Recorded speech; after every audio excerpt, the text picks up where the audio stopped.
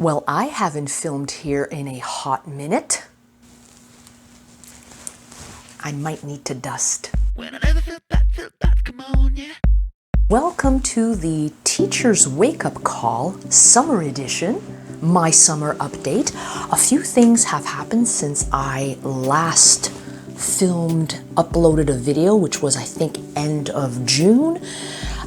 There was Montreal Comic Con. Which happened the third weekend in July, which was a great event. But from my vantage point, it wasn't quite an event that I was able to fully participate in. I participate more for like Ottawa Comic Con and Quebec City Comic Con. But Montreal Comic Con was still a fantastic event. And for me, it was shorter than usual because I went to Greece. It was the first time my daughter was going to Greece with me, so we went and we coordinated our visit with perhaps the most intense heat wave Greece has known in the last few decades. So that was something. But of course now we are in the second week of August.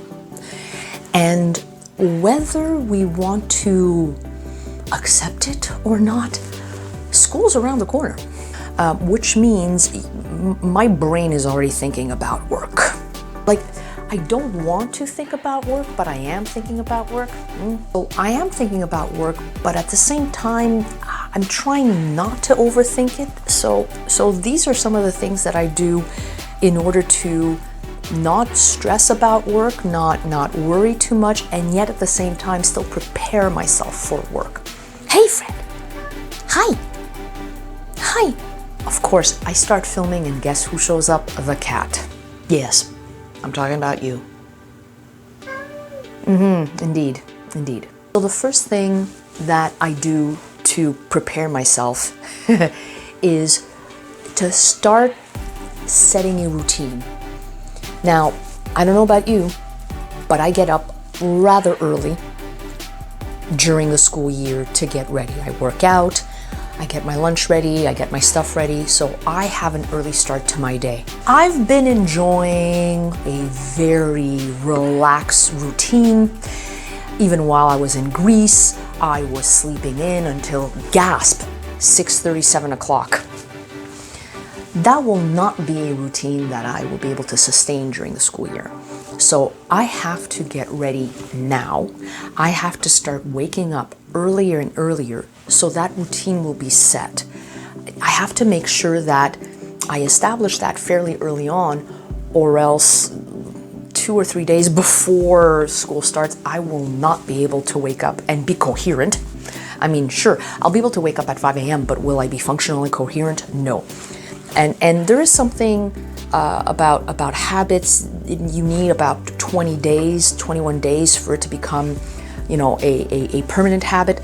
So if I start now-ish, I'll be able to, it won't be a shock to the system when I start work again. Second thing that I do, and I'm sure I'm not the only person who does that, I try to take care of outstanding tasks and chores that I know during the school year I will not have the time to tackle them. Now, if it hadn't been for my daughter's very last minute decision to go to Greece during the summer, I would have done some painting around the house.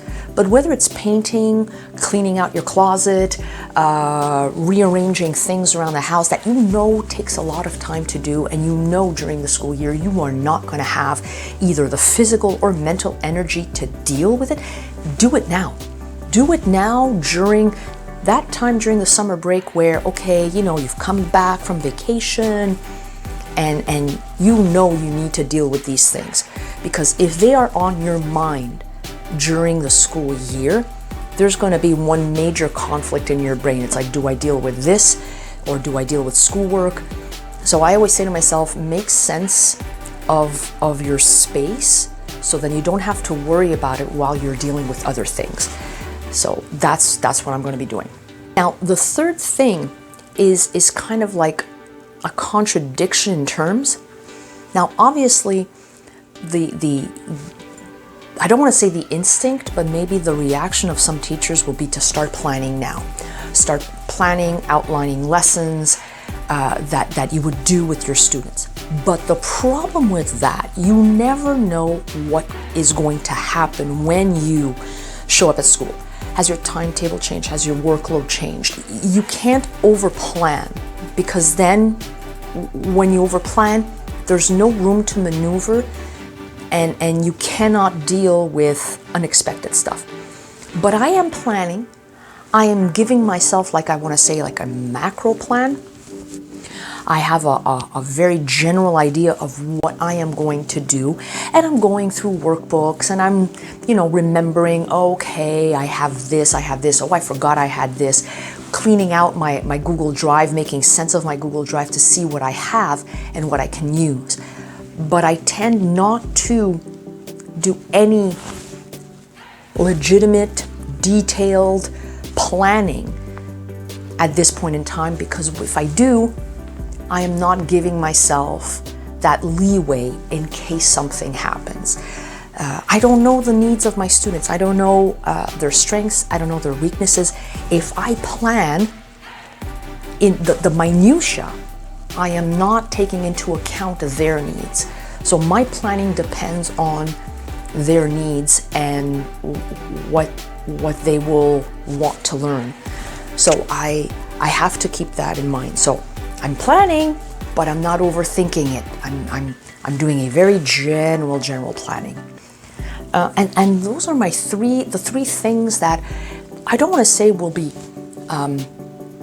driving me until our return to work. But, I'm going to be doing some fun stuff. I'm planning on seeing friends. I'm planning on doing some outings.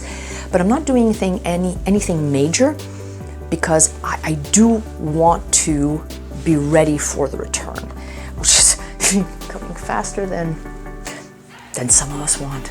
Yeah, that's it's going to be a shock to the system. And until then, folks, I hope you have yourselves a lovely, lovely day.